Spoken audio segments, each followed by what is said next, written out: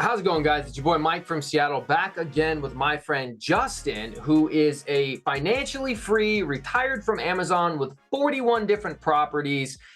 He's been investing in real estate since 2016. He's done tons of creative finance deals, seller finance deals, partnered with other people. So what I wanted to ask him about in this video was for him to explain to us his favorite, his best seller finance deal that he's done. So Justin, what I want you to tell everybody is how you found it, how you funded it, and how it's doing so far. All right. Thanks for having me on here. I love creative finance. It's the way that I'm able to grow and scale so quickly. When it comes down to what is the favorite one, generally it's like my current one I'm working on or my first one, right? Right. So let me talk about my first one. I think that's more relatable with your audience. So I'll cover on that one. And it all goes back to, let me see, I want to say it was around December of 2018. See, I was, it's the holiday period. It's Christmas Day. I'm in my bed at my mom's house. We're all there celebrating. Everyone's already in bed. I'm like, I can't sleep. Let me get on my phone and let me just check out Craigslist for some for sale by owners. I'd already been buying in Milwaukee at the time. I'm like, let me try to get some of these like creative finance deals. And so I literally got on that night. I ended up getting two deals from that one night. One of them was the seller finance deal, a fourplex in Milwaukee, and the other one was a guy that owned three tiny homes in south of Seattle. So Nice. specifically on the seller finance one, I had reached out to the lady. She wanted to sell the property, and so then I was like, she had some information, some pictures on there, and so I was like, my finance background, I was like, oh, let me plug this into my model. I plug it into the model. I'm like, okay, this seems like a good deal. I think it was like $89,000 for a fourplex, and the rents were about, I think at the time, let's just say it was 1,800. It's because Total. there's three one bedrooms and one two bedroom. Right. Total was 1,800. That's pretty good. And so I was like, well, how do I make this work, right?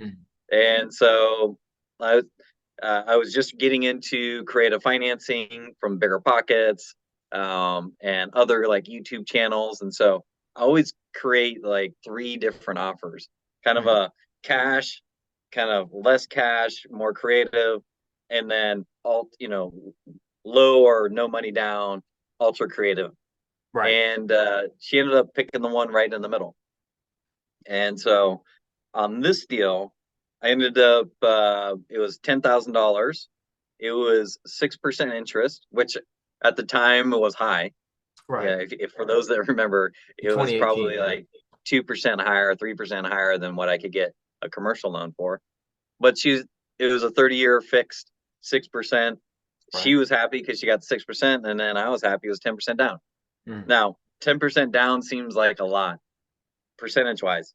10% down was 9,000. Right. Right. So, because I was, putting, around 15,000 down. So I'm like, man, if I do this, I could get twice as many properties almost if I got creative. And so that was my first one. And then I was like, you know, it all came down to, the seller was open to it. She's, kind of in her twilight investing career. So she wanted to get out of it Mm-hmm. while I'm trying to get in. So once I, initially it was through the Craigslist platform, but then I got the phone number, then I built the rapport, and was able to get, even though I never met her, she got her to know, like, and trust me Right. to do the seller finance deal. Let me ask you a couple questions because a lot of people, I talk about seller financing on my channel a decent amount, but a lot of people ask me like, okay, Mike, well, I understand I need to do it. I need to make it work, but how do you even make your payments and stuff like that? So for you, how do you actually pay her every month?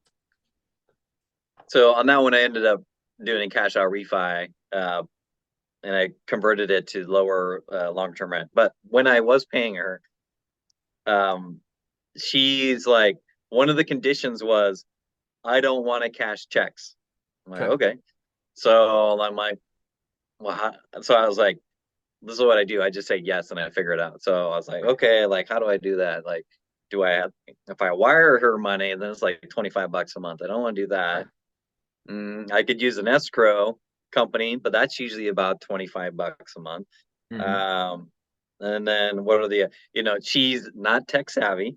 So at the time you could do like PayPal and I think Venmo and Zelle. I Mm, don't know if Zelle's out there, but to try to get her to set that up was futile.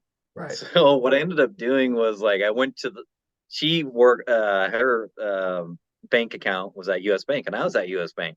So I Perfect. was talking to my banker and then I was like, "Hey, is there a way we can just put it right into her account?" I'm like, US Bank to US Bank, right? Right. And they're like, "No, you can't do it electronically." I'm like, "God, this is like, how is this not possible in 2018?"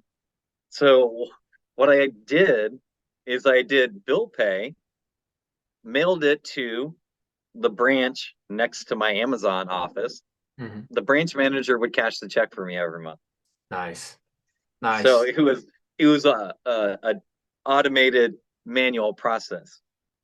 I like it. I like it. And that is interesting. First of all, I really like the point you made where you said, I just say yes and then I figure it out. Yeah. I'm not going to let Right. something like this derail the deal. Absolutely not.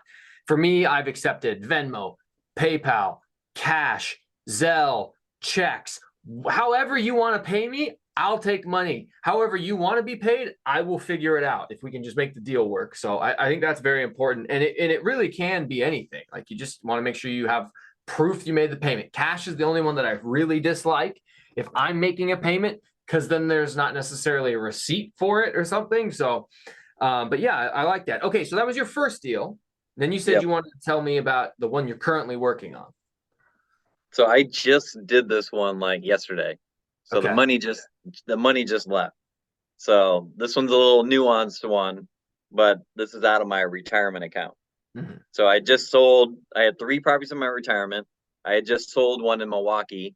My goal, this is from my mentor, Thatch has been helping me out. I need to scale, get bigger, better quality and better tenant base to get more consistent income. So I Mhm. sold one that was inconsistent, ended up getting one here in Moses Lake, Washington. That specific one, I'm doing a lease with the option to purchase. Okay. And so the way that it's structured is 425K, 125K down, Okay. and then the 300K is split between the seller still has a note on it. That's at 3%, and then the seller carry portion of it is at 0%. Okay. So my effective interest rate is sub 3% Right. on the balance. So the way the lease is set up, technically I don't own it. I'm leasing it, but I have controlling interest in it. So every month I'm paying her principal, interest, tax, and insurance. Then I'm sending a payment to her as well for her equity portion. Mhm. The equity payments go towards the purchase price. So over time, the price of the property goes to this, such that at the end of her note, 28 years from now, Mhm. I'll exercise the option at $0. Nice. And you just take it over completely at that point. Right. Yeah. And so a lot of people were like, why is that a good deal? You put 125K down on 425. Right. That's like It's what, a 3%? Something like that? yes, ballpark. Yeah. So for people that have properties in the retirement account, you understand that it's very difficult to leverage it. One, there's tax. There's called unrelated business income tax that you could have to pay. Mhm. So because I have a solo 401k, I maneuver around that. The second is that um, banks don't lend on it, generally speaking, because you cannot personally guarantee a loan in your retirement account. Mhm. So by doing this lease with the option to purchase, I'm able to lever and buy 425K worth of property Right. for with 125K. Right. So, and I have low interest rate on it. It's the brand, like I think it's 18 years old, and it's in a good spot, good tenants. Like I already got a tenant lined up for 9/1, so 2,500 bucks a month will be coming in gross from that one. So that's why I ended up doing that one. My retirement it's pre-tax. I can't use any of this money until I'm 60, whatever they, Right. right? So I don't need the deed, because with the deed, that's where the depreciation comes from. Because I don't need the depreciation here. The seller can keep the deed, i.e., she still owns it. Right. She could take that depreciation That is if clever. she wanted to. So she's happy because she still has a deed. I'm happy. I'm taking, in essence, I have $1 now. I can buy $3 worth of real estate. Right. Versus before, generally speaking, I had buys $1 real estate specifically within my retirement account. Right. And this is kind of more of a complex strategy that a lot of people may not understand. But yeah, you're buying something within your retirement account. Anything you buy within your retirement account is subject to the rules of that retirement account. In other words, you can't touch the rent that comes out of it. You can't sell it and like take that money. That money would just go straight into the retirement account. You have to hit that age of, it's like 59 and a half or 60, whatever it is, that you now don't have a penalty anymore. But it's very, very, very smart. And so you were able to figure out a way to do leverage in your retirement account where normally you would have had to just pay all cash. You figured out how to leverage it through a lease option, which still benefited her by keeping her on the deed so she gets to claim depreciation. But you're not super worried about offsetting any income, because any income you didn't need to depreciate anyways, because whatever income you make is already tax-free. It's in the retirement account. Deferred. Yep. Right. Yeah, exactly. So very, very smart, very, very complex, but I like it. The one last thing I didn't hear about this one, and maybe you said it and I missed it because I was just so impressed with how cool you are. How did you find this deal? Where'd you meet this lady? Where'd you find this? And then how did you convince them to do seller financing? Was she open to it from the beginning, or did you have to talk her into it? Well, this one is through a network. So as you become, more and more into real estate, it's like how Mike and I met. You start networking, you start going to events. Friends have friends that need to sell.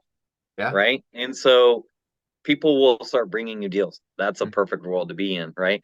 And this is structured such that, the other beauty that we didn't get into is originally I was going to buy this subject to but in that scenario, she would have to pay excise tax, and she didn't want to pay the excise tax. Right. So because now it's a lease with the option to purchase, that saves her almost $8,000. She can take more of the money right now. And so that's just one other benefit of that. But specifically, this person wanted to be done with the property, wanted to figure out, well, how do I get max money for it? Didn't want to pay the agent, didn't want to fix it up. And so, as I'm talking to these sellers, I'm like, they want A, B, C, D, right? So I figure out how I give them those options. Right. Such that I get what I need, A, B, C, D, right? So what it all comes down to, it's a negotiation that you're trying to find that it works for both parties. She wasn't originally open to it, but as you talk to them, then they open up and like, okay, I'm still the owner because she has a deed. I don't have excise tax. Okay.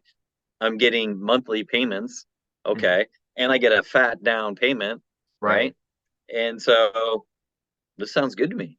Yeah. So it worked for her. And then, obviously for me, because it is in the retirement, this worked for me as well. It was a win-win-win.